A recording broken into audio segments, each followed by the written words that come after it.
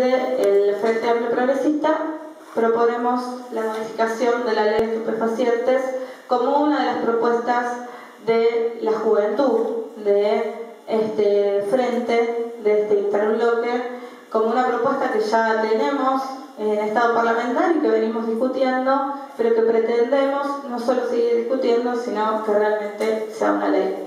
Así que les voy a dejar a Sebastián y a Pablo charlando con ustedes y me voy a retirar porque tengo que ir a la UBA a hablar, pero de otra cosa. Así que muchas gracias a todos.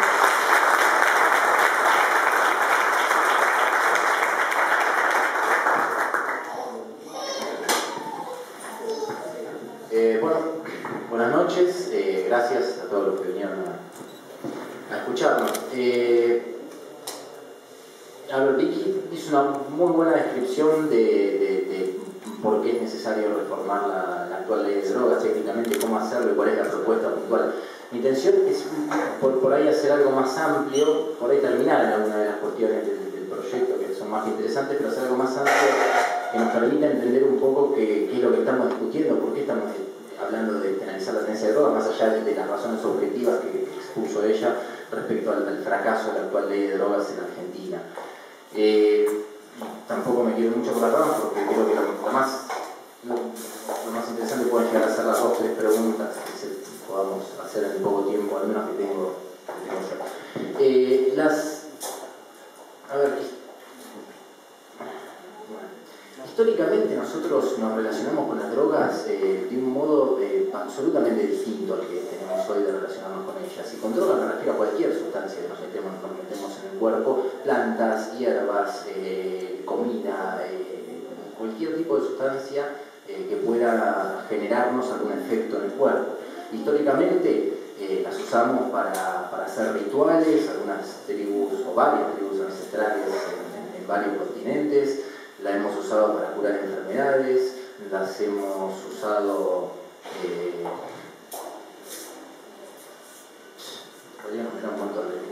en fin, las usamos para un montón de diversos fines. Algunos incluso para dañarnos a nosotros mismos, si era necesario o si alguien lo creía necesario en algún momento.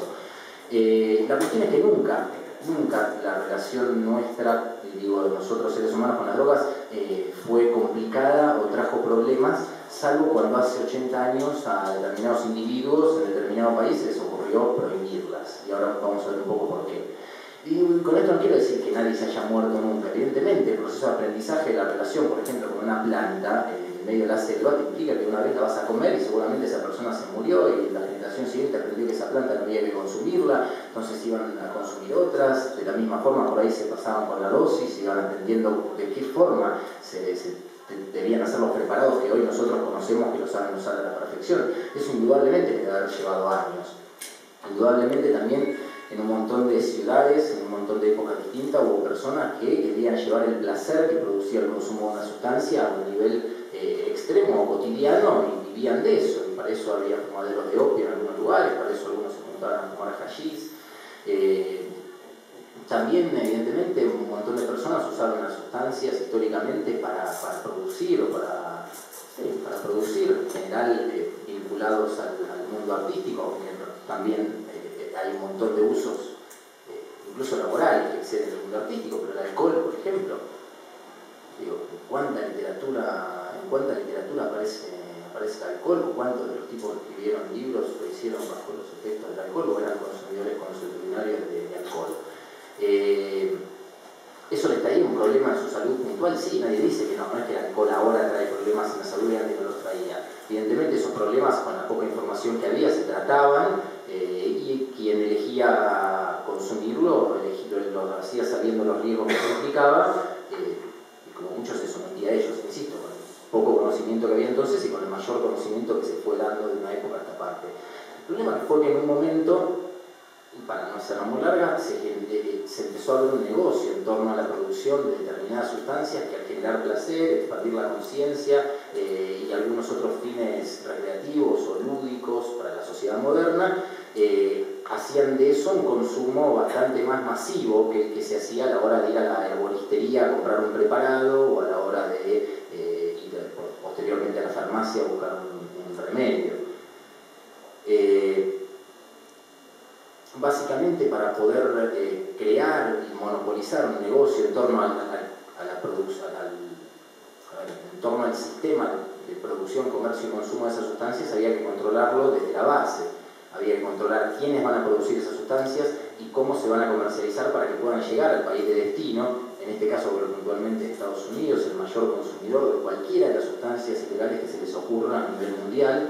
Todos los consumidores que están en Estados Unidos, por ejemplo, y que inyectan su dinero diariamente al comprar las sustancias, necesitan ser provistos de estas sustancias para que ese dinero pueda ingresar al circuito negro y en el circuito negro pueda multiplicarse por 100 o por 200 a través del mecanismo de lavado. Para eso es necesario asegurar que la sustancia llegue a ese país. Y particularmente gran parte de las sustancias ilegales, salvo algunas sintéticas que se empezaron a descubrir últimamente, no las produce Estados Unidos. Estados Unidos no produce coca porque no puede por el clima, entonces necesita ir a buscar la cocaína a los países que producen coca. Estados Unidos no produce opio, entonces necesita invadir Afganistán y necesita ir a buscar opio a otros países. Y bueno, con la marihuana podemos hacer una excepción, dado que últimamente la están produciendo y bastante bien. Entonces, como decía, había un negocio que estaba apareciendo por entonces que no solo se relacionaba con el mercado de las drogas, estas que generaban placer, afectación de la conciencia o en fin, usos lúdicos, sino también con las drogas que curaban, con las drogas que efectivamente servían para curar determinadas enfermedades según lo que decía la farmacopea clásica. No la quiero hacer muy larga, fue entonces que a comienzo del siglo XX básicamente se dividieron en dos el negocio. Un negocio pasó a quedar monopolizado bajo un régimen de los laboratorios, las farmacias y los médicos, un tridente que se puso de acuerdo a comienzo del siglo XX, es decir, quienes producen las sustancias, quienes las venden, quienes las producen en los laboratorios, quienes las venden en las farmacias, quienes deciden quién debe tomarlas y cómo, los médicos. A través de un acuerdo, decía, se aseguraron el monopolio que hasta hoy rige en torno a la venta de medicamentos. No se pueden comprar medicamentos por fuera del circuito farmacéutico. Y por otro lado, se tuvo una idea muy original que era sacar del marco de legalidad al principio de comercio de determinadas sustancias, como digo, que generaban placer, etc. A esas se las condenó la prohibición y se empezó a llamar drogas. Bien, hasta entonces todo era droga. No, a partir de entonces las legales pasaron a ser fármacos, las ilegales pasaron a llamarse drogas con toda la demonización que esto trae acarreado. A partir de ahí se empezaron a prohibir y a regular, a desregular y a prohibir para poder controlar el comercio de un montón de sustancias, incluido en su momento el alcohol. Pero ¿qué pasó con el alcohol? Como era tan masivo, tan masivo el consumo de alcohol, que era una sustancia que si bien figuraba en el whisky, en alguna farmacopea antigua, por lo general no tenía muchos usos medicinales, entraba dentro de la categoría de las drogas que había que prohibir para asegurar un negocio. El problema es que lo que efectivamente pasó con el resto de las drogas ilegales, pasó en su momento con el alcohol a nivel masivo y tuvieron que frenarlo. Fue la muy famosa época de la ley seca, allá por 1920, cuando decían prohibir el comercio de alcohol. ¿Y cuál fue la primera consecuencia de prohibir el comercio de alcohol? Que se empiecen a generar mafias enormes, gigantescas en torno a ese comercio que antes entraba bajo el amparo del Estado. Y ahí entramos con la primera cuestión de la legalidad y la legalidad. Ilegalizar algo precisamente es desregularlo, destaparlo. No es que legalizar es liberar las drogas, precisamente penalizar y prohibir las drogas es liberarlas. Es liberarlas a que cada uno produzca lo que quiera, como quiera, si total no hay un Estado que pueda controlar y que se haga cargo de regular quién, cómo y para quién producen esas sustancias. Además de las mafias, obviamente, empezó a haber una epidemia y muertes masivas en Estados Unidos, con cifras enormes, de personas que consumían alcohol adulterado, alcohol que al no ser almacenado en barriles correctos pasaba a transformarse en metanol y era directamente un compuesto tóxico para la salud. 10 años les demoró, 9 años les demoró arrepentirse de esta decisión y sin muchas explicaciones de por qué volver a considerar ilegal el alcohol, ya que entraba dentro de este discurso que se inventó en su momento para prohibir el resto de las sustancias. El alcohol debería seguir siendo prohibido. No, el alcohol de un día para el otro pasó a volver a un estado de legalidad, de regulación, por la simple lógica. La misma lógica que no se tuvo en cuenta intencionalmente a la hora de fabricar un discurso para poder promover la ilegalidad de las otras sustancias. ¿Cuál fue este discurso? Recomiendo muchísimo la película Grass, para que la quiera ver, en lo que es Grass, como pasto en inglés, Grass, que en el caso de la marihuana puntualmente muestra cómo tranquilamente se puede cambiar un discurso hegemónico en torno puntualmente a una sustancia, básicamente partiendo de estereotipos sociales y de reforzar esos estereotipos sociales, tapando la información que pueda la gente buscar por otro lado para poder corroborarlo. Sin ir más lejos, la prohibición de la cocaína en la cocaína prohibida en Estados Unidos era consumida mayormente por negros, entonces el miedo se instaló desde ese lado. El opio era consumido por los inmigrantes chinos, el alcohol era consumido por los inmigrantes irlandeses y la marihuana era producida y consumida en el sur de Estados Unidos por los mexicanos, o casualidad.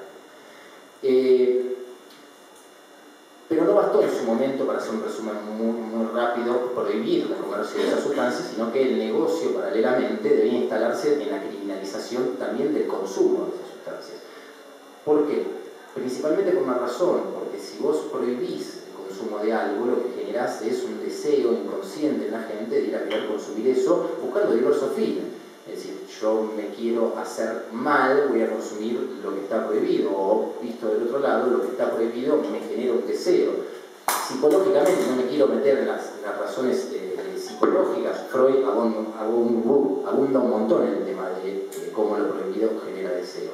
Y efectivamente, al prohibir, cuando se pasó a una segunda fase, de prohibir y ya mundialmente, en lo que a través de tratados internacionales pasó a llamarse la guerra a las drogas, cuando se pasó a prohibir el consumo de las drogas, ese consumo se multiplicó por 500 en Estados Unidos. Seguimos en Estados Unidos. ¿Eso qué hacía? Ampliar, o sea, si vos amplias la oferta, tenés que ampliar la demanda. La mejor forma de ampliar la demanda es prohibir el consumo, como explicaba recién Victoria. Si hay en Argentina un momento histórico donde el consumo de drogas, la cantidad de personas que consumen drogas se expandió por las nubes, fue gracias a la última ley de drogas. Antes no había un índice alto de consumo de drogas en Argentina. Lo empezó a haber hace 20 años gracias a la actual ley de drogas, precisamente por esta receta. Entonces, esto empezó a dar resultados en Estados Unidos y a poco desde ese país se intentó con éxito expandir esas políticas a todo el mundo. Esta guerra a las drogas pasó a ser una política internacional fomentada por Estados Unidos desde la ONU, se sacaron un montón de tratados y en los 70, que es cuando se decidió ir a fondo con esa política, acá en Argentina la recibimos con ansias, al igual que recibimos todo el PAC que vino incluido con esa política, que fue el famoso PAC de la Doctrina de Seguridad Nacional, que venía con una idea concreta de cómo debía organizarse un nuevo Estado neoliberal, políticamente, económicamente e incluso en lo que hacía el consumo de drogas, ¿bien? Que era algo cada vez más masivo en Estados Unidos y por ende repercutía ya en Estados Unidos, dominando el mundo en esa época, repercutía en todo el mundo la famosa expansión del uso de drogas. Así es que basta mirar los videos para escuchar las declaraciones de la época de funcionarios del gobierno previo a la dictadura, explicar cómo perseguir el consumo de drogas era perseguir a la guerrilla, porque la guerrilla consumía drogas, y consumir drogas, entre otras razones, que hacía ser un guerrillero. En Argentina se sanciona en 1974 la primera ley de drogas fomentada por esta política internacional, que precisamente la fomentó y la hizo sancionar en el Congreso José López Rega. Fue la primera ley que tuvimos, una ley que penalizaba tanto el consumo de drogas como el comercio, que eran las dos estrategias que se seguían mundialmente. Esta estrategia de perseguir consumo y comercio rigió durante toda la dictadura, implicando un gran negocio y el comienzo de un negocio en Argentina mínimo apenas, pero el comienzo de lo que fue el narcotráfico en Argentina gracias a esa ley. Pero en 1986 se sanciona un fallo, que también lo escribió Victoria, que es el fallo Basterrica, donde la Corte Suprema dijo: no, señores, acá hay una Constitución Nacional que nos impide poder meternos en la vida privada de las personas. La Constitución es un instrumento que regula la creación de todas las demás leyes. Cualquier ley que uno se le ocurra crear, mínimo tiene que respetar esa Constitución básica, que es el acuerdo que más o menos elegimos nosotros a la hora de juntarnos a vivir en sociedad. A la hora de juntarnos dijimos, bueno, vamos a delegar el poder en un poder ejecutivo, legislativo, judicial, y el legislativo, que es el Congreso, va a sancionar leyes, pero con un solo límite: que no regulen la vida privada de las personas, y la vida pública, lo que hace a las acciones que hacemos nosotros que afectan a otros. Como el consumo de drogas, claramente, en todo caso, aún así consumas la peor droga, solo te afecta a vos, evidentemente eso está prohibido por la Constitución, al menos forma parte esa esfera de privacidad que la Constitución regula.